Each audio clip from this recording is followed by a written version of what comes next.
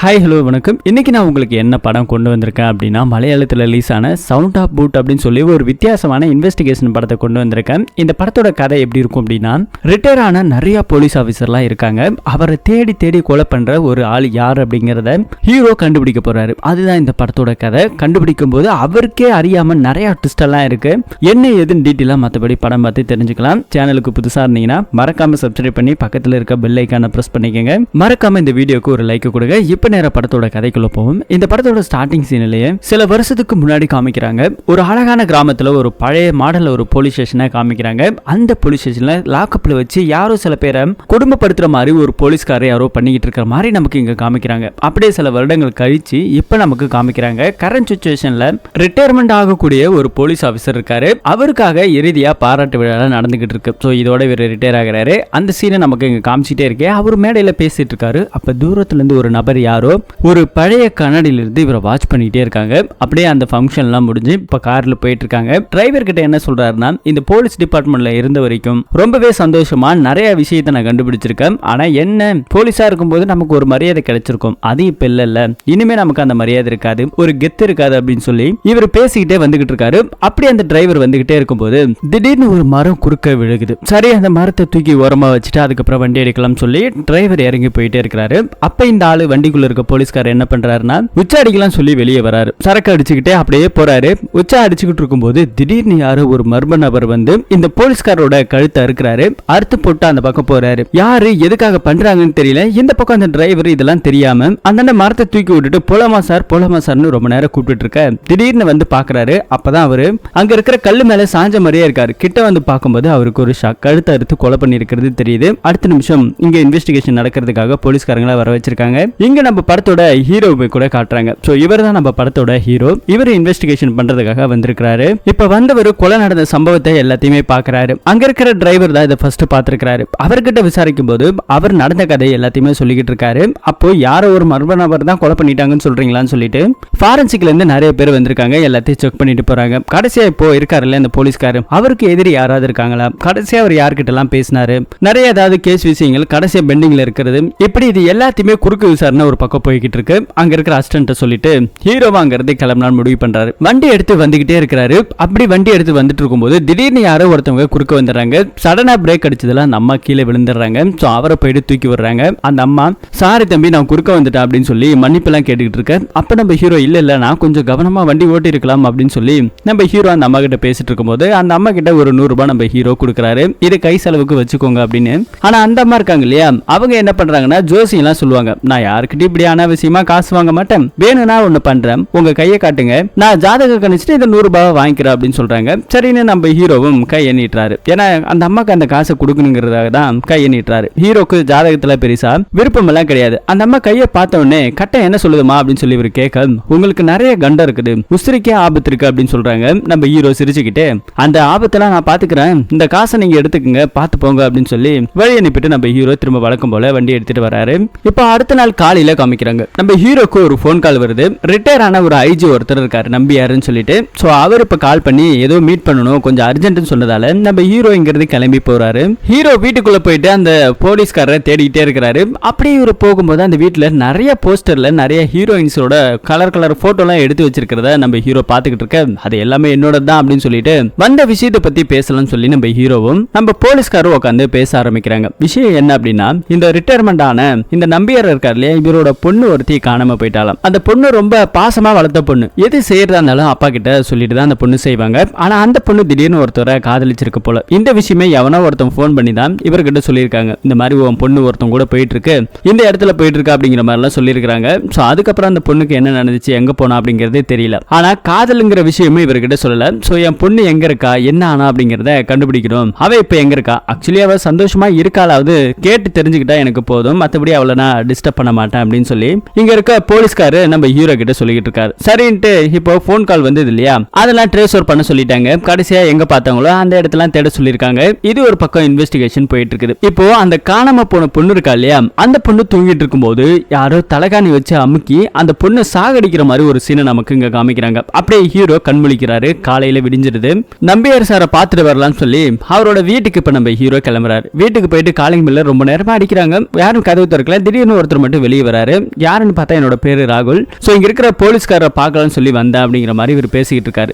அவரு எங்க போயிட்டாரு அப்படின்னு சொல்லி கேட்டா இப்ப இவன் ஒரு கதையை சொல்ல ஆரம்பிக்கிறான். ஒரு பிளாஷ்பேக்கு போது இவன் இருக்கா இல்லையா, இவன் பேர் ராகுல். இவன் தான் அந்த ரிட்டையர் ஆன போலீஸ்காரோட பொண்ணை காதலிச்சிருக்கான். எப்படின்னா காலேஜ் படிக்கிறதுல இருந்து 2 பேரும் ஒரே காலேஜ்ல படிச்சிருக்காங்க. அப்படி கொஞ்சம் கொஞ்சமா பேசி அந்த பொண்ணை கரெக்ட் பண்ணிட்டாங்க. இப்படி இவங்க காதல்லாம் போயிட்டு இருக்க ஒரு நாள் அவுட்டிங் போகும்போது நம்ம என்னதான் ஒருத்தர் பாசமா இருந்தாலும் நம்மளோட காதலுக்கு உங்க அப்பா எதிர்ப்பு தெரிவிப்பாரு. அதனால நம்ம என்ன பண்ணணும்னா ரெஜிஸ்டர் மேரேஜ் பண்ணிக்கலாமான்னு சொல்லி இந்த பையன் தான் அந்த பொண்ணு கிட்ட கேட்டிருக்காங்க. சரி, நான் அந்த பொண்ணு ஒத்துக்கிச்சு. சரி, அதனால நம்ம நாளைக்கே கல்யாணம் பண்ணிக்கலாம்னு சொல்லிட்டு வீட்டை விட்டுட்டு வந்திருக்குது இந்த பொண்ணு.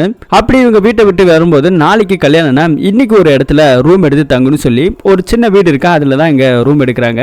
அங்க போயிட்டு பார்த்தா இந்த பொண்ணு தனித்தனியான ரூம் கேக்குது. எதுக்கு தனித்தனி ரூம்? ஒன்னாவே தூங்கலாம்ல, நமக்கு நாளைக்கு தானே கல்யாணம் ஆக போகுதுன்னு இந்த பொண்ணு கேட்டுக்கிட்டு இருக்க தனித்தனியா தான் ரூம் கொடுக்குறாங்க. சரின்னு ஒன்னும் பிரச்சனை கிடையாதுன்னு சொல்லி ரூம் எல்லாம் வாங்கிட்டு போறாங்க. அங்க இருக்கிற ஒரு வயசானவர் தான் ரூம் சாவி எல்லாம் கொடுத்துட்டு போறாங்க. அடுத்த சீனை பார்த்தா சாப்பிடறதுக்காக கீழே வராங்க.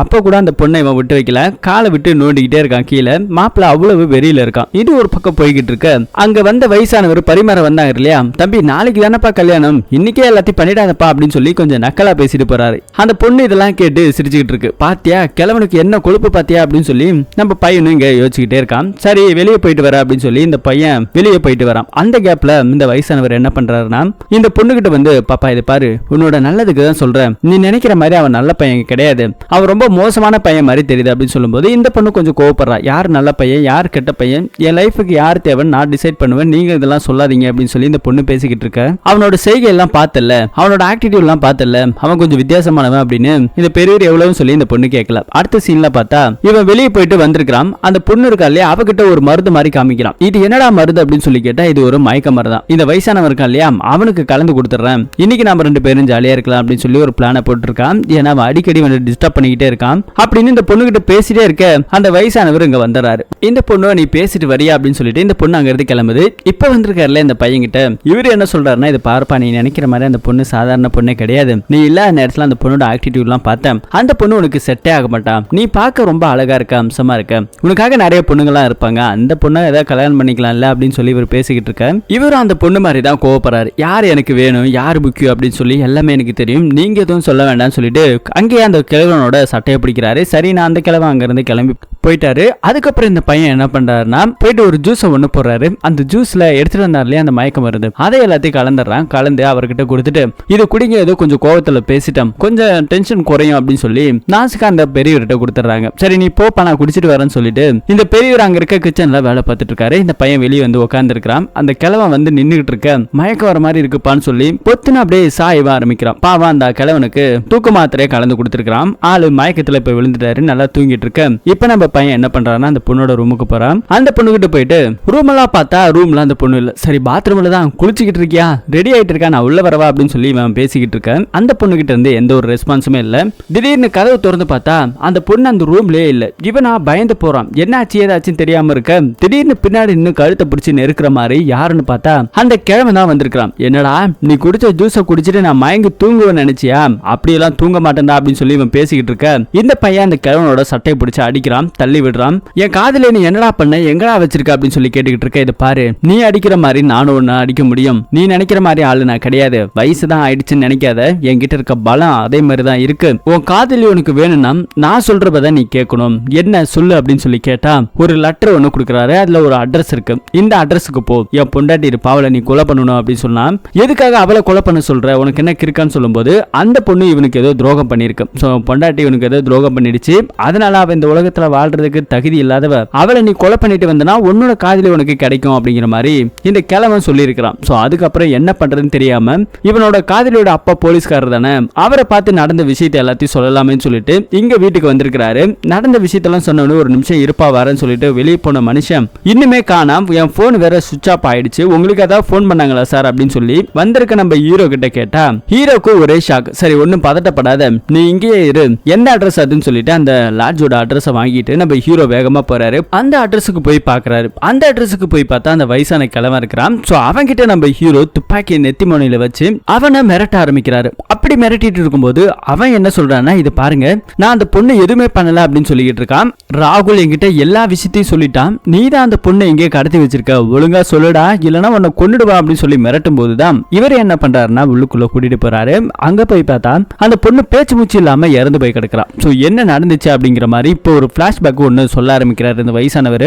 அந்த ராகுல் உங்ககிட்ட போய் சொல்லியிருக்கிறார் சார், ஆக்சுவலி என்ன நடந்துச்சு அப்படின்னு ஒரு பிளாஷ்பேக்கு போனா அவங்க ரெண்டு பேரும் இந்த லாட்ஜுக்கு வந்தாங்க. ரூம் கேட்கும் போது கூட அந்த பொண்ணு தான் என்ன பண்ணானா தனித்தனி ரூமா வேணும் அப்படிங்கிற மாதிரி கேட்டுக்கிட்டு இருந்தா. சோ இதுக்கப்புறம் அந்த பையன் என்ன பண்ணிருக்கானா அந்த பொண்ணு ஏதாவது பண்ணணுமேங்கிறதுக்காக அந்த பொண்ணு இல்லாத நேரமா பார்த்து என்கிட்ட வந்து பேச்சு கொடுத்துட்டு இருந்தான். அப்படி பேச்சு கொடுக்கும்போது இந்த பொண்ணை எனக்கு பிடிக்கவே இல்லை, இந்த பொண்ணை கழட்டி விட்டலான்னு இருக்கேன் அப்படிங்கிற மாதிரி எல்லாம் சொல்லிக்கிட்டு இருந்தான். அப்படின்னா அந்த பொண்ணை இப்படியே விட்டுட்டு போக வேண்டியதானே அப்படின்னு சொல்லும்போது நாளைக்கு கல்யாணம் பண்ண போறதா பேசிட்டு இருந்தீங்கன்னு சொல்லி இந்த வயசானவர் அந்த ராகுல்கிட்ட கேட்கும்போது அவன் என்ன சொல்லியிருக்கானா, இல்ல இல்ல இன்னைக்கு நைட்டு ஒரு சம்பவம் இருக்கு, அதுக்கப்புறம் என்ன நடக்க போகுதுன்னு நீயே பாரு அப்படிங்கிற மாதிரி இவன் ஒரு பிளானை போட்டு அதுக்கப்புறம் எனக்கு மயக்க மருந்து கலந்து கொடுத்தான். ஆனா அந்த ஜூஸை நான் குடிக்கவே இல்லை, கீழே ஊத்திட்டேன். இவன் என்னதான் பண்றான்னு சொல்லி நான் ரொம்ப நேரம் வெயிட் பண்ணிட்டு இருந்தேன். அப்ப இவன் என்ன பண்ணிருக்கான்னா அந்த ரூமுக்கு போயிருக்கான். அந்த பொண்ணு கதவை திறந்தவுடனே இங்க எதுக்கு வந்த அப்படின்னு சொல்லும்போது நாளைக்கு தானே கல்யாணம், அதுக்கு முன்னாடி ஒரு ரிகர்சல் பார்த்தலாம்னு சொல்லி இந்த பொண்ணு கிட்ட அவன் கொஞ்சம் தப்பு தப்பா பேச ஆரம்பிச்சிருக்கான். ஆனா இந்த பொண்ணு எவ்வளவு நேரம் வேண்டாம் வேண்டாம்னு சொல்லியிருக்கான். ஆனா வலுக்கட்டாயப்படுத்தி அந்த பொண்ணு கிட்ட ரிலேஷன்ஷிப்ல இருக்கிறதாக முயற்சி பண்ணியிருக்கான். சோ இந்த விஷயத்தெல்லாம் தெரிஞ்சுக்கிட்டு இந்த வயசானவர் கதவை தட்டி இருக்கிறாரு. கதவை தட்டின உடனே இவன் கதவை திறக்க அந்த பொண்ணு கீழே பேச்சு மூச்சு இல்லாம இருக்கிறா. அதை பார்த்து அந்த பெரியவர் என்னடா காரியம் பண்ண அப்படின்னு சொல்லும்போது என்னோட ஆசைக்கு மறுத்தா, அதனால இப்படி பண்ணிட்டேன்னு சொல்லி அந்த பொண்ணு அங்க படுத்திருக்க. இவன் என்ன பண்றானா அந்த வயசானவர்கிட்ட இதை பாரு, நீ என்ன பண்றனா இந்த பாடியை டிஸ்போஸ் பண்ணிடு, தூக்கி ஏதாவது குப்பை தொட்டியில போட்டுட்டு உன்னோட வேலையை நீ பாரு அப்படின்னு சொல்லிட்டு இவன் கொஞ்சம் மிரட்டிட்டு போறான். இந்த பெரியவருக்கு என்ன பண்றதுன்னு தெரியல. எவ்வளவு தடுத்தாலும் இந்த வயசானவரை தள்ளி விட்டுட்டு அங்க இருக்கிறவன் கிளம்பி போயிட்டான். சோ இதுதான் நடந்தது சார், நானே என்னோட வயிற்று பழப்புக்காக இந்த பிசினஸ் பண்ணிட்டு இருக்கேன், இங்கேயும் வந்து இவன் இப்படி பண்ணிட்டானேன்னு சொல்லி இந்த பெரியவரை அழுதுகிட்டு இருக்கேன். அப்ப இங்க இருக்க போலீஸ்காரர் என்னடா கதையா விட்டுட்டு இருக்க, அவன் ஒரு கதை சொல்றான் நீ ஒரு கதை சொல்ற, இந்த கதையில எதை நான் நம்புறது அப்படின்னு சொல்லி இங்க இருக்க நம்ம ஹீரோ கேட்டது மட்டும் இல்லாம உன்னோட மனைவியை கொலை பண்ண சொல்லி அவங்கிட்ட ஒரு அட்ரஸ் கொடுத்தியாமே அப்படின்னு சொல்லும்போது எனக்கு இன்னும் கல்யாணமே ஆகல சார், அப்படி இருக்கும்போது என் மனைவியை நான் ஏன் கொலை பண்ண போறேன் அப்படின்னு இங்க இருக்கிற சொல்ல, சரி எந்த அட்ரஸ் சார் சொல்லி கேட்டா அந்த அட்ரஸ் இவர் நம்ம ஹீரோ காட்டுறாரு. அந்த அட்ரஸ்ல எதுவுமே இல்லைன்னு சொல்லி விசாரிச்சதுல தெரிய வருது. சோ அப்பதான் நம்ம ஹீரோக்கு ஒரு விஷயம் புரியுது. சோ இவ்வளவு கேம் ஆனதும் ராகுல் தான் சொல்லிட்டு கடைசியா ராகுலை பார்த்தது அந்த ரிட்டையர் போலீஸ்காரோட வீட்டுல. சோ அங்க போய் பார்த்தா இன்னும் ஒரு பயங்கரமான ட்விஸ்ட். அந்த வீட்டுல உள்ளுக்குள்ள நம்ம ஹீரோ அன்னைக்கு போல வெளியே கதவை தட்டும் போதே இந்த ராகுல் வெளியே வந்திருப்பான். இப்ப வீட்டுக்குள்ள போனவனே அங்க இருக்கிற போலீஸ்காரர் இறந்து கிடக்குறாரு, கொடுமையான முறையில கொலை பண்ணி போட்டு வச்சிருக்காங்க. இப்பதான் நம்ம ஹீரோக்கு புரியுது. அப்ப குற்றவாளி ராகுல் அப்படிங்கறத கன்ஃபார்ம் பண்றாங்க. போலீஸ் டிபார்ட்மெண்ட்டை கூப்பிட்டு அவரோட போட்டோவை நம்ம ஹீரோ அடையாளப்படுத்தி வரைவ ஆரம்பிச்சிருக்காங்க. இருக்கிற எல்லா போலீஸ் ஸ்டேஷனுக்கும் அனுப்புங்க, அவன் எங்க கிடைச்சாலும் அரெஸ்ட் பண்ண சொல்லுங்க, நியூஸ் பேப்பர்னு சொல்லி நிறைய இடத்துல ஆட் எல்லாம் கொடுக்குறாங்க. இதெல்லாம் ஒரு பக்கம் போகும்போது இங்க நடந்தது போய் இந்த பெரியவரும் ஒரே மாதிரி அதே மாதிரி ராகுலும் ஒரே மாதிரி சொல்லியிருக்கான். சோ ரெண்டு பேரும் எப்படி ஒரே நேரத்துல ஒரே கதையை கச்சிதமா சொல்ல முடியும், இதுல வேற ஏதோ ஒரு விஷயம் இருக்கு அப்படிங்கறதையும் நம்ம போலீஸ்காரர் யோசிச்சுக்கிட்டே வண்டி ஓட்டிட்டு வராரு. இப்ப வீட்டுக்குள்ள வந்து ரெஸ்ட் எடுத்துட்டு இருக்காரு. நைட் டைம்ல தூங்கிட்டு இருக்கும்போது திடீர்னு யாரோ ஒருத்தவங்க வீட்டுக்குள்ள நுழைஞ்ச மாதிரி தெரியுது. லைட் எடுத்துட்டு வெளியே போய் பார்த்தா யாருமே இல்ல. ஆனா பின்னாடி ஒரு நிமிஷம் துப்பாக்கியால யாரோ சுடுற மாதிரி வருது. எல்லாரும் ஒரு கேங்கா வராங்க. நம்ம ஹீரோ அங்க இருந்து எல்லாத்தையும் தட்டி விட்டுட்டு ஓடி ஓடி எல்லாருமே அடிக்கிறாரு. ஆனா ஒரு கட்டத்துல ஒருத்த மட்டும் தப்பிச்சு ஓடும்போது அவனை நம்ம ஹீரோ லாக் பண்றாரு. அவன் வேற யாருமே இல்லைங்க, நம்ம ஓடி போய் மறைஞ்சான் இல்லையா ராகுல். சோ அவன் இப்ப வாண்டடா வந்து மாட்டிக்கிட்டான். ஹீரோவை போட்டு தள்ளுங்கிற ஒரு பிளான் பண்ணி இங்க வந்திருப்பான். ஆனா ஹீரோவை அவனை அடிச்சு பிடிச்சிட்டாரு. இப்ப அவனை கஸ்டடியில எடுத்துக்கிட்டாங்க. நிறைய நியூஸ் பேப்பர்னு ஆடு கொடுத்தாங்க இல்லையா, அதுல நம்ம ராகுலுக்கு தெரிஞ்ச ஒரு பொண்ணு இங்க வந்திருக்கிறான். போலீஸ் ஸ்டேஷன்ல வந்து நான் இந்த மாதிரி சிஐசார பாக்கணும்னு சொல்லும்போது பர்மிஷன் இருக்கான்னு கேட்டா எந்த பர்மிஷன் இல்ல, ஆனா எமர்ஜென்சியா பாக்கணும்னு சொன்னவனே இதை நம்ம ஹீரோ தூரத்துல இருந்து வாட்ச் பண்ண அந்த பொண்ணை உள்ள அனுப்புன்னு சொல்ல அந்த பொண்ணு கிட்ட என்ன விஷயம்னு கேட்டா இந்த மாதிரி ராகுலுங்கிறவரை ஒரு கைதின்னு சொல்லி நீங்க போட்டிருக்கீங்க, அவன் அந்த மாதிரி பண்ணவெல்லாம் கிடையாது, கொலை பண்ணதா சொல்லிருக்கீங்க, அவனை பத்தி உங்களுக்கு என்ன தெரியும் அப்படின்னு சொல்லி இந்த பொண்ணு கோவப்பட்டு கேட்டுக்கிட்டு இருக்க ஹீரோ இப்ப சொல்ல ஆரம்பிக்கிறாரு. அவன் ஒரு போலீஸ்காரர், ரிட்டையர் ஆன போலீஸ்கார கொலை பண்ணிருக்கான். அது மட்டும் இல்லாம என்கிட்ட போய் சொல்லியிருக்கான், என்னையா அவன் கொலை பண்றதுக்காக வந்தான், அவனை நான் அடிச்சு பிடிச்சதுல அவன் ஒரு கொலைகார அப்படிங்கறத அவனே ஒத்துக்கிட்டான். இப்போ உனக்கு என்னமா பிரச்சனை சொல்லி கேட்கும்போது தான் இந்த பையன் இருக்கா இல்லையா ராகுல், அவனுக்கு அப்பா அம்மான்னு சொல்லி யாரும் பெருசா கிடையாது, அவன் ஒரு அனாதை. இங்க வந்திருக்கிற இந்த பொண்ணு இருக்கா இல்லையா, இவ பேரு சோஃபியா. சோ இந்த பொண்ணுமே ஒரு அனாதை. இவங்க ரெண்டு பேரும் ஒரு அனாதை ஆசிரமத்துல வளர்ந்துருக்காங்க. வளரும்போது ராகுலை பத்தி விசாரிச்சதுல அவன் ரொம்பவே நல்ல பையன், எந்த ஒரு தப்பு தண்டாக போக மாட்டான். ஆனா இப்படி ஒரு விஷயம் பண்றதுக்கு பின்னாடி ஏதோ ஒரு காரணம் இருக்கு சார், அதை நீங்க கண்டுபிடிக்கணும் அப்படிங்கிற மாதிரி இந்த பொண்ணு சொல்லிக்கிட்டு இருக்க. போலீஸ்காரங்களை போட்டு விசாரிக்க சொல்லியிருக்காங்க. விசாரிச்சதுல அந்த பையன் மேல எந்த ஒரு கேஸுமே கிடையாதான், ரொம்பவே நல்ல பையன் அப்படிங்கிற மாதிரி தான் பேர் வந்திருக்கு. சோ இதுக்கப்புறம் என்ன நடக்க போகுது அப்படிங்கிற மாதிரி விசாரிச்சா இப்போ கடைசியா எல்லாத்துக்கும் இருக்கிற ஒரே காரணம் அந்த லாட்ஜ். சோ இப்போ அங்க போயிட்டு பார்த்தா அந்த பெரியவர் இருப்பார் இல்லையா, சோ ஒருவேளை அந்த பெரியவர் ஏதாவது போய் சொல்லியிருக்கலாமோ அப்படிங்கிற ஒரு கெஸ்ஸிங்ல நம்ம ஹீரோ அங்க போய் பாக்குறாரு. அங்க போய் பார்த்தா அந்த பெரியவர் இப்ப இல்ல. பெரியவருக்கு பதிலா ஜான்னு சொல்லி ஒருத்தர் இருக்காரு. அவர்கிட்ட விசாரிச்சத இந்த மாதிரி இந்த இடத்த ஒரு பெரியவர் எனக்கு வித்துட்டு போயிட்டாரு, சோ நான் வாங்கிக்கிட்டேன் அப்படிங்கிற மாதிரி இங்க இருக்கிற இந்த ஜானு பேசிக்கிட்டு இருக்காரு. ஒருவேளை இந்த ஜானு போய் சொல்றான்னு சொல்லி நம்ம ஹீரோக்கு ஒரு டவுட் இருக்கு. அந்த டவுட்டை கன்ஃபார்ம் பண்றதுக்காக போற வழியில ஒரு கடையில இந்த மாதிரி அந்த ஹோட்டலை நடத்திட்டு வர்றது யாரு அப்படின்னு சொல்லி கேட்டதுல அந்த ஹோட்டலை ரொம்ப நாளா நடத்துறது ஜானு தான் அப்படிங்கிற மாதிரி இங்க இருக்கிற கடைக்காரர் சொல்லிட்டார். பச்சாம்பாரு ஆப்னு சொல்லிட்டு போலீஸ்காருக்கு இப்பதான் ஒரு விஷயம் புரியுது. அப்போ இந்த கொலையை பண்ணது ராகுலா இருந்தாலும் அவனுக்கு பின்னாடி இருக்கிறது இந்த பெரியவர் தான். சோ இப்போ இவங்க ரெண்டு பேருமே ஒருவேளை அக்யூஸ்டா இருப்பாங்களோ அப்படின்னு நினைச்சுக்கிட்டு இருக்காங்க. இதெல்லாம் ஒரு பக்கத்துல இருக்கு. இந்த பொண்ணு இருக்கா இல்லையா, ராகுல எப்படியாவது வெளிக்கொண்டு வாங்க, அவன் நல்லவன், அவன்கிட்ட நான் எப்படியாவது பேசி உண்மை என்னங்கறத நான் வாங்கிடுவேன் அப்படின்னு சொல்லி இந்த பொண்ணு கொஞ்சம் கான்பிடண்டா பேசினால ஹீரோ கொஞ்சம் ஸ்டெப் எடுத்து அவரை ஜாமீன்ல விடுவிச்சிருக்காங்க. விடுவிக்கும் போது ஒரு வக்கீல் மேடத்துக்கிட்ட இந்த பொண்ணு நன்றி சொல்லுது. நன்றி நீ என்கிட்ட சொல்ல வேண்டாம், சிஐ சார் தான் கொலைகார, இவன் தான், நான் தான் அந்த கொலையை பண்ண தெரிஞ்சுமே இவரை வெளியே விட்டுருக்காரு இல்லையா, அது ஒரு பெரிய விஷயம், ஏதோ ஒரு விஷயம் இருக்கு பாத்துக்குங்கன்னு சொல்லி அந்த அம்மா அங்க இருந்து கிளம்பும் போது அதே இடத்துல நான் ஒன்னும் ஏதோ போனா போதுன்னு வெளியே வரல, நான் வெளியே வந்ததுக்கு ஒரு காரணம் இருக்கு, ஒரு விஷயம் இருக்கு, அதை நான் முடிச்சாவன்னு சொல்லி பேசிட்டு இருக்கேன். இந்த பொண்ணு கோவப்படுறான். நீ எதுக்காக இதெல்லாம் பண்ற, ஏன் பண்ற, கொலையா பண்ண அப்படின்னு சொல்லி கேட்டா அவன் கொஞ்சம் கோவப்படுறான். ஆமாண்டி நான் கொலை தாண்டி பண்ணேன், இன்னும் நிறைய கொலை பண்ண வேண்டிய அப்படின்னு சொல்லி அந்த பொண்ணோட கழுத்தை பிடிச்சு நெரிக்கிறான். இப்படி இவன் நடந்துகிட்டதே கிடையாது இது நாள் வரைக்கும். இப்ப இந்த பொண்ணு என்ன பண்றான்னா போன் பண்ணி நம்ம ஹீரோ கிட்ட நடந்த விஷயத்தை எல்லாத்தையுமே பத்தி சொல்றான். அப்படி இவ பேசிக்கிட்டு இருக்கும்போது பின்னாடி அவன் வரான். எல்லாத்தையும் அவள்கிட்ட மாட்டியா கொடுக்குறேன்னு சொல்லி இங்கவே இங்க அடிச்சுட்டு அந்த பையன் வண்டி எடுத்துட்டு வேகமா போயிட்டு இருக்கான். அதே மாதிரி ஒரு பக்கத்துல நம்ம ஹீரோவும் வேகமா போயிட்டு இருக்காரு. சோ இவனை பிடிக்கணுங்கிறதுக்காக அப்படி போயிட்டே இருக்கும்போது ஒரு கடைக்கிட்ட நின்னுகிட்டு இருக்கான். சோ வாண்டடா இவன் நம்ம ஹீரோ அரெஸ்ட் பண்ண போகிறாரு. அரெஸ்ட் பண்ண போகும்போது இது பாரு, நான் ஒரு லைன்ல போயிட்டு இருக்கேன், அந்த லைன்ல விடல அப்படின்னாக்கா யாரா இருந்தாலும் தடுக்க வந்தவங்கள நான் கொலை பண்ணுவேன் அப்படின்னு சொல்லும்போது, ஏய் நீ பேசிட்டு இருக்கிறது ஒரு போலீஸ்காரன்டா, எட்டி உதச்சன்னு வச்சுக்கோ, என்ன நடக்கும் தெரியாது, நெஞ்செலும்பெல்லாம் உடஞ்சிரும் சொல்லி நம்ம போலீஸ்காரர் மிரட்டிட்டு இருக்க அந்த பையன் டக்குன்னு சட்டையை கழட்டுறான். அதுல பார்த்தா ஒரு அச்சு ஒண்ணு இருக்கு. இது பாத்தீங்களா, இது ஒரு ஷூவோட அச்சு தான், ஒரு பூட்டோட அச்சு தான் அப்படிங்கிற மாதிரி சொல்லிக்கிட்டு இருக்கான். போலீஸ்காரங்கிட்ட நானும் நிறைய அடி வாங்கியிருக்கேன், இதை தடுக்க வந்த யாரா இருந்தாலும் சரி, நீங்களா இருந்தாலும் சரி, உங்களையும் கொலை பண்ணுவோம் கொஞ்சம் திமிர்த்தனத்துல பேசும்போது நம்ம ஹீரோ இவ்வளவு திமிர் உனக்கு ஆகாத தம்பின்னு அங்கிருந்து அடிச்சு இழுத்துட்டே வராரு.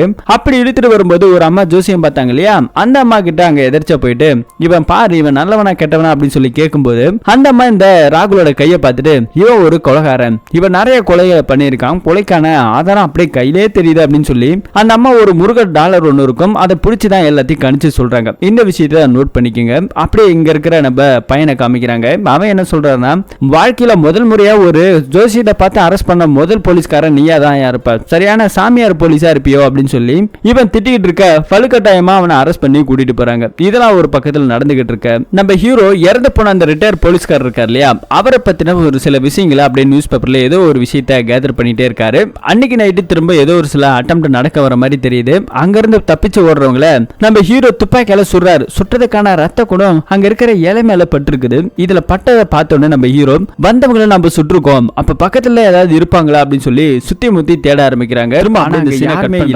அடுத்த நாள் காலையில இன்னொரு போலீஸ்காரர் ஒருத்தர் இருக்காரு.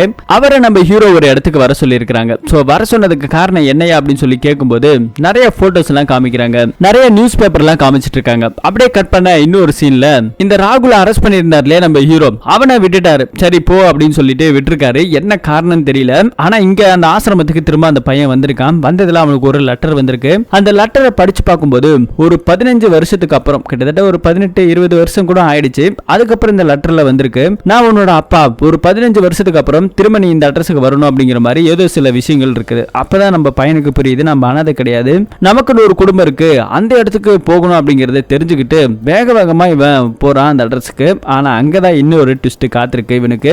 சோ ராகுலோட அப்பா யார் அப்படின்னா அங்க இருந்த வாட்ச்மேன் இருந்தார் இல்லையா, அவர் தான் அந்த இடத்துல நிக்கிறாரு. என்னடா ஒண்ணுமே புரியாம நிக்கிறியா, நானே உன் அப்பன், நானே உனக்கு வில்லனும் கூட நினைச்சிட்டு இருக்கல, என்ன நடந்துச்சு அப்படிங்கிற மாதிரி தெரியும்னாக்கா ஒரு சில கதைகளை நீ தெரிஞ்சுக்கணும்னு சொல்லி அந்த ஆளு ஒரு பிளாஷ்பேக்கை ஓபன் பண்றாரு. சில வருஷத்துக்கு முன்னாடி எல்லாம் ஆரம்ப காலகட்டங்கள்ல போலீஸ்காரங்க எவ்வளவு ஒரு கொடுமையான விஷயங்கள்லாம் பண்ணிருக்காங்க, எந்த அளவுக்கு அவங்களுக்கு பவர் இருந்தது அப்படிங்கிறது பல வருஷங்களுக்கு முன்னாடி இருந்த சில ஆளுங்களுக்கு தெரியும். உதாரணத்துக்கு ஜெய்பீம் படம் கூட அந்த அளவுக்கு நிறைய கொடுமைகளை படுத்திருப்பாங்க. அப்படி இருந்துகிட்டு இருக்க பக்கத்துல ஒரு கம்பெனி ஒன்னு இருக்கு. அந்த கம்பெனில நிறைய பெண்கள் வேலைக்கு வருவாங்க. அந்த பெண்கள்கிட்ட தப்பா நடந்து இருக்கிறதாவும் அவங்க கிட்ட போலீஸ்காரங்க சில இல்லீகல் விஷயங்கள் செய்யறதாவும் நம்ம ராகுலோட அப்பா இருக்கார் இல்லையா, அவர் ஒரு பிரஸ் மீடியா வச்சு நடத்திட்டு இருப்பாரு. நியூஸ் பேப்பர்ல அடிச்சு விட்டாரு. இந்த விஷயத்தை தெரிஞ்சுக்கிட்டு போலீஸ்காரங்க வந்து ராகுலோட அப்பாவை மிரட்டி இருப்பாங்க. நான் என்ன சார் பொய்யாவா சொன்னேன், நடக்கிற விஷயங்களை சொன்னேன், பெண்களுக்கு எதிராக நடக்கக்கூடிய நிறைய குற்றங்களை பத்தி தான் நான் சொன்னேன், இதுல என்ன தப்பு இருக்கு அப்படின்னு சொல்லி இவரு பேசிக்கிட்டு இருக்காரு. இது மாதிரிலாம் பண்ணிட்டு இருக்காத, தேவையில்லாம பண்ணாத அப்படின்னு சொல்லும்போது இது ஒரு பக்கம் பிரச்சனையா போயிட்டு இருக்கு. அப்படி இந்த ராகுலுக்கு ஒரு தங்கச்சி ஒருத்தி இருந்திருக்கிறா.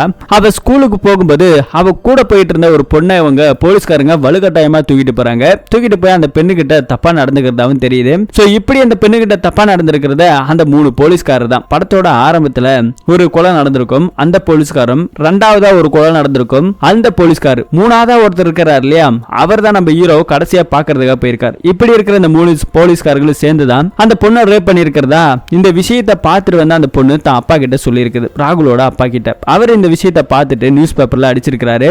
அடிக்க போது கூட வேலை பார்க்கறவங்க வேண்டாம் சொல்லிருப்பாங்க, ஆனா இவரு நியாயம் வேணும்னு சொல்லி விட்டுருப்பாரு. அது பெரிய பிரச்சனையா இருக்கும். அந்த பிரச்சனைக்கு அப்புறம் தான் போலீஸ்காரங்க மத்தியில பெரிய கலங்கத்தை உண்டாக்கும். இந்த விஷயம் வெளியே தெரிஞ்சது அப்படின்னா கண்டிப்பா நமக்கு பெரிய பிரச்சனையா வந்துரும் அப்படின்னு சொல்லிட்டு இதை மூடி மறைக்கணுங்கிறதுக்காகவே இந்த போலீஸ்காரங்களுக்கு இன்னொரு பவரையும் கவர்மெண்ட் மத்தியில கொடுத்திருக்காங்க. சோ யாரை வேணாலும் சந்தேக கேஸ்ல அரெஸ்ட் பண்ணலாம், விசாரிக்கலாம் அப்படின்ற மாதிரி ஒரு அடிஷனல் பவர் கிடைச்ச உடனே இந்த போலீஸ்காரங்களா சும்மா இல்லாம ராகுலோட அப்பா பிரஸ் மீடியா நடத்தி வச்சிருந்தார் இல்லையா, அவர் மேல ஒரு கேஸ் இருக்கிறதாவும் இவர் தான் அந்த பொண்ணை ரேப் பண்ணதாவும் சொல்லி வேற மாதிரி மாத்தி ராகுலோட அப்பா மேல கேஸ் போட்டிருப்பாங்க. அதுவும் இல்லாம ராகுல் அப்போ சின்ன வயசா இருந்திருப்பாரு, அவரையுமே போலீஸ்காரங்க அடிச்சிருப்பாங்க. நெஞ்சில அப்ப பதிஞ்சதான் ராகுல் ஒரு தடவை காட்டியிருப்பான். இது மட்டும் இல்லாம ராகுலோட அம்மா குளிச்சுக்கிட்டு இருந்திருப்பாங்க பாத்ரூம்ல. அப்ப கூட ஒரு போலீஸ்காரர் போயிட்டு அந்த அம்மா கிட்ட ரேப் பண்ணிருப்பாங்க.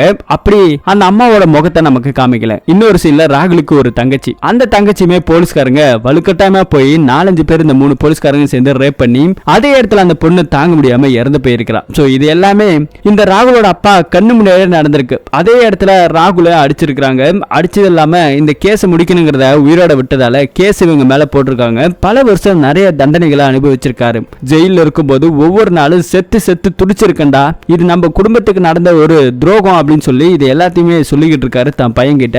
அதெல்லாம் நினைச்சு நம்ம ராகுல் பையன் இங்க அழுதுகிட்டே இருக்கிறான். இப்ப இது எல்லாத்தையும் பழிதிக்கணும், ஒவ்வொருத்தனும் கொலை பண்ணணும், 2 பேத்த பண்ணியாச்சு, 3ஆவதா ஒண்ணு பண்ணணும்னு சொல்லி அவனோட பொண்ணை தான் இங்க தூக்கிட்டு வந்திருக்கோம் அப்படிங்கிற மாதிரியும் சொல்லிக்கிட்டு இருக்காங்க. அக்காக்கு என்ன நடந்துச்சோ அதை நீ இந்த பொண்ணுக்கு கொடுக்கணும் அப்படின்னு சொல்லி லாட்ஜுக்கு வந்து இதுல ஒரு பொண்ணு, அந்த பொண்ணு சாகல, மயக்கத்தில் தான் இருந்திருக்கா. அந்த பொண்ணை நம்ம வயசானவர் தான் கூட்டு வந்திருக்கிறார். சோ அதே இடத்துல வச்சிருக்காங்க. சோ அப்படி அந்த பொண்ணை கொலை பண்ணு சொல்லும் போது இந்த பையன் ராகுலுக்கு மனசு வரல. என்னதான் இருந்தாலும் அப்பம் பண்ண தப்புக்கு புள்ள என்ன பண்ணுவா, அவளை விட்டுடுங்க அப்படின்னு சொல்லும் போது அதெல்லாம் உனக்கு புரியாது, அவளை நீ பண்ணணும், நம்மளோட வழி என்னங்கிறத இவங்களுக்கு காட்டணும் அப்படின்னு சொல்லி இந்த பெரியவர் பேசிட்டு இருக்க. இவங்க 2 பேருக்குள்ள சண்டை நடக்குது. அந்த கேப்ல அந்த பொண்ணு மயக்கம் தெளிஞ்ச உடனே நீங்க வந்து தப்பிச்சு போ அப்படின்னு சொல்லி ஹீரோ அமுச்சு விடுவாரு. அதே இடத்துல போலீஸ்காரங்களும் வந்துடுறாங்க. சரியா அந்த வயசானவரை அரெஸ்ட் பண்ணி கூட்டிட்டு போவாங்க. என்னதான் பண்ணாலும் உங்களை விட மாட்டேன்னு சொல்லி அவரு கத்திக்கிட்டே போறாரு. இது எல்லாத்தையுமே ராகுல் பாத்துக்கிட்டு தான் இருக்கிறான். அதே இடத்துல நம்ம ஹீரோவை காமிக்கிறாங்க. அந்த ரிட்டையர் ஐஜி இருக்காரு இல்லையா, அவரு ஒரு இடத்த கூட்டு வர வச்சதே அவரோட இடம் தான். அவர் ஒரு ஃபாரஸ்ட் ஏரியால இப்ப இருக்காரு. அவர்கிட்ட இந்த மாதிரி நடந்த கதை எல்லாத்தையுமே சொல்றாரு. இந்த மாதிரி உங்களை கொலை பண்றதை காத்துட்டு இருப்பாங்க, உங்களுக்கு பாதுகாப்பா ஒரு போலீஸ்காரையும் கொடுக்குறேன்னு சொல்லும்போது இது பாரு, நான் ஒன்னும் சாதாரண ஆளு கிடையாதுப்பா, நானும் டிபார்ட்மெண்ட்ல இருந்தவன் தான், எனக்கு எல்லாமே தெரியும், என்னோட உயிரை பாத்துக்க எனக்கு தெரியும் சொல்லி கொஞ்சம் தில்லா பேசிட்டு இருக்கிறாரு. சரின்ட்டு அங்க இருந்து ஒரு போலீஸ்காரை மட்டும் விட்டுட்டு நம்ம ஹீரோ கிட்ட காரை எடுத்துட்டு வந்துகிட்டே இருக்கிறாரு. அப்படி வரும்போது ஒரு போஸ்டர் ஒண்ணு இருக்குது. இப்ப பாத்துட்டு வந்த ஆளு இறந்து போயிட்டுதா சொல்லி ஒரு போஸ்டர் அடிச்சு ஒட்டி இருக்கு. என்னடா இது ஒரு மாயாஜாலமா இருக்குன்னு சொல்லிட்டு அந்த இடத்துக்கு திரும்ப வண்டியை ரிட்டர்ன் எடுத்து போயிட்டே இருக்கிறாரு. அப்படி போயிட்டு இருக்கும்போது அந்த போலீஸ்காரர் ஒருத்தர் இருந்தார் இல்லையா, அவரை போட்டு தள்ளுங்கிறதுக்காக நிறைய பேர் இங்க முகமுடி போட்டுட்டு இறங்குறாங்க. சோ அதை பார்த்துட்டு இருக்கிற நம்ம போலீஸ்காரரு அதை தடுக்கணுங்கிறத போறாரு. அதே இடத்துல இந்த 2 போலீஸ்காரரும் சேர்ந்து எவ்வளவு தடுக்கிறாங்க, எல்லாத்தையும் அடிச்சு தடுத்தாலும் ஒரு கட்டத்துல எல்லாத்தையுமே அரெஸ்ட் பண்ணிடுறாங்க. அப்ப அங்க இருக்கிற போலீஸ்காரு கூட இருக்கிற அந்த முகமுடி போட்டவங்க எல்லாம் பிடிச்சிட்டாங்க. அப்படி முகமுடி போட்டவங்களோட முகத்தை திறக்கும் போது தான் தெரியுது அதுல நம்ம ராகுல் இருக்கிறான். என் குடும்பத்தை சிதைச்சவங்கள நான் பழி வாங்காம விட மாட்டேன்னு சொல்லி அவனும் போராடிட்டே இருக்கிறான். அவன் கூட இன்னும் சில பேருங்களா இருக்கிறாங்க. ஒரு வழியா அவங்க எல்லாத்தையுமே அரெஸ்ட் பண்ணிட்டு அங்க இருந்து நம்ம ஹீரோ கிளம்பும் போது நீங்க பண்ணது என்னதான் இருந்தாலும் தப்பு சார், என்னைக்கா இருந்தாலும் அதுக்கான தண்டனை நீங்க அனுபவிச்சு தான் ஆக போறீங்க அப்படின்னு சொல்லிட்டு காரை எடுத்துக்கிட்டு திரும்பவும் நம்ம ஹீரோ வராரு.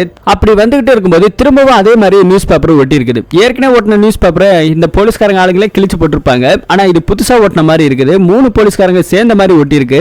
அப்படின்னா கொலைகாரனை எல்லாத்தையுமே பிடிச்சாச்சு, இது யாரா புதுசா பண்றதுன்னு சொல்லி சந்தேகப்பட்டு திரும்ப வண்டியை வளர்க்கிறாரு. வண்டியை வளைக்கும் போது தான் தெரியுது அந்த ஐஜி அங்கே இறந்து போய் கிடக்கிறாரு. செம்ம ட்விஸ்ட் ஆயிடுதுங்க.